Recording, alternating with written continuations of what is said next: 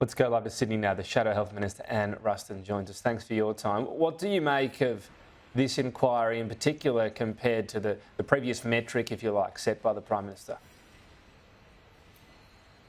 Well, I mean, clearly you'd have to question today's decision as to whether the Prime Minister has been rolled by his state and territory premiers, because, I mean, clearly he said all his rhetoric in the lead up to making this announcement was all around, you know, we had to be all encompassing, including states and territories, and then today we find that it's states and territories' decisions have been absolutely excluded from this inquiry. It either brings into question the motivation of why this inquiry is going ahead in the first place, or it would suggest that the states and territories have rolled the Prime Minister and refused to participate. When we think of some of the powers of the states, during COVID was probably the first time a lot of people realised that they could be used, things such as those lockdowns and in particular the shutting of borders as well. So these are powers the states have and the federal government shouldn't or can't actually control at the moment. Does that mean that wouldn't make much sense for a federal government to look at it unless it's planning on doing something about those powers? Well, look, I think you have to look at the fact that this was probably the most significant event that happened in any Australian's life that is alive today, probably the most significant event since the Second World War.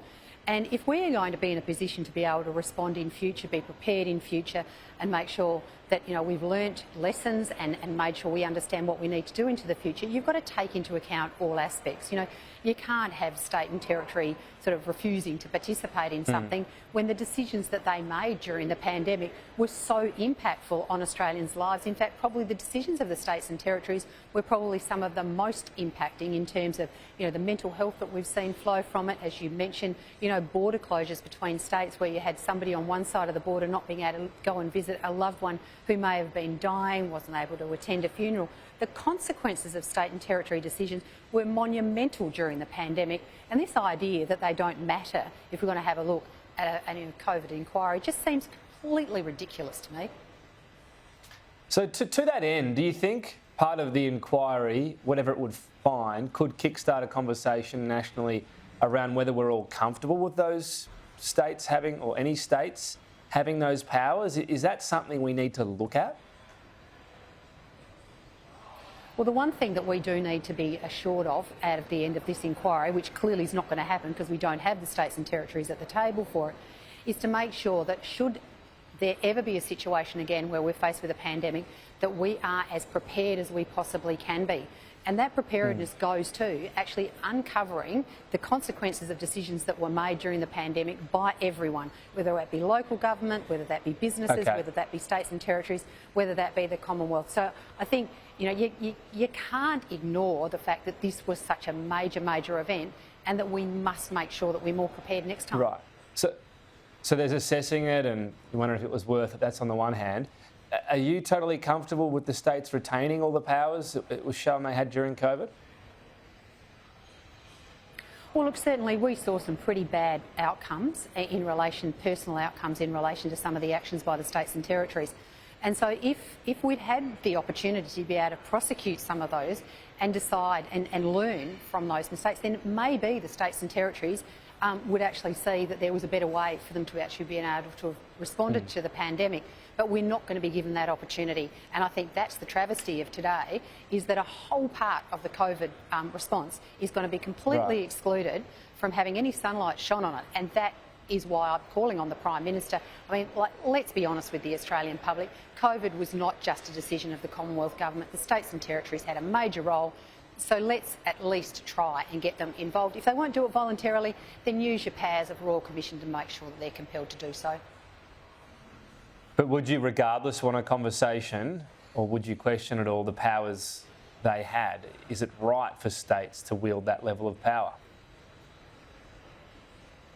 Well, I think the states and territories need to answer the questions around whether the power that they wielded was actually in the best interest on all occasions of the citizens within their jurisdiction, but also their decisions actually impacted other jurisdictions. So, you know, there is a big responsibility that gets to the question, right? So I understand that you talk about, you know, they should answer to their citizens, but if you're talking about affecting other ones, they're only going to worry about themselves. So do you need some sort of federal, you know, overriding rule when it comes to things such as shutting borders? Is it too much power to give to a state? Is that what COVID showed? Well, I think to your point, Tom, that decisions that are made of states actually impact across the whole of the nation. Many decisions that were made by one state had consequential impacts on other states and the whole nation. You can't shy away from that, and we need to understand what that is. If that means in the future it makes sense for it to take a more unified national approach to how do we respond to these things, we need to understand that. But we're not going to be able to understand that because this Prime Minister is not going to allow us to have a look at those decisions. So I think you're absolutely right. We need to look at everything, and we need to look at where we are best placed to make decisions in the best interests of Australians. Should all former coalition ministers involved, from the Prime Minister down, front up and give evidence in full, not seek to avoid any questions in this inquiry? Well, look, obviously the decision, of other ministers than the previous government would be a matter for them, but I certainly think that the best interests of being prepared will be by people coming up and sharing their experiences. But the other thing I would say, Tom, is the COVID pandemic did not finish on the 22nd of May 2022. It has continued on. And the actions and responses of the Albanese Labor government over the last 18 or 16 months also need to be looked into, because don't forget we have had a huge increase in the number of deaths in aged care facilities. We've seen plummeting vaccination rates as well. So the Prime Minister needs to make sure that this inquiry is not just a witch hunt on the previous coalition government, but looks at his own government's response as well.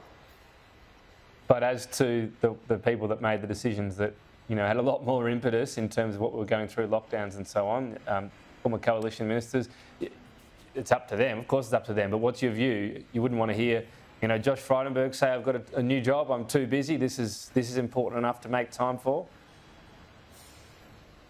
Well, look, I certainly think it is a really, really important inquiry to be in front of. Super disappointed that it's half an inquiry, not a full inquiry, but it still is very important that we shine light on what we did during the pandemic. So I'd obviously be keen for everybody who was involved to put their story forward, because don't forget these were unprecedented times. I remember sitting around the table and being terrified about the decisions I was making, and I think the public need to understand what was actually involved at the time, the uncertainty, and so I would love to see that the public see what went on.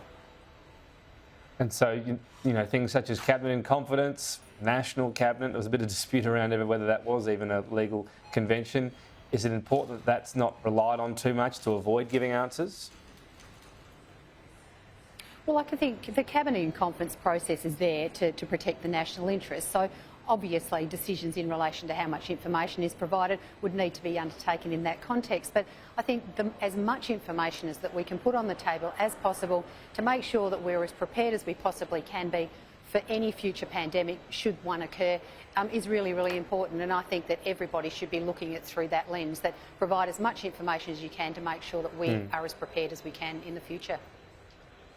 There's been a lot looked at already, a lot of analysis and so on. Can you look back and say, yes, it was a tough time to make decisions, but here's a decision that if we were in this situation again, we wouldn't go down the same path? Well, look, I think that, the value of hindsight is always, you can always find things that you could do better.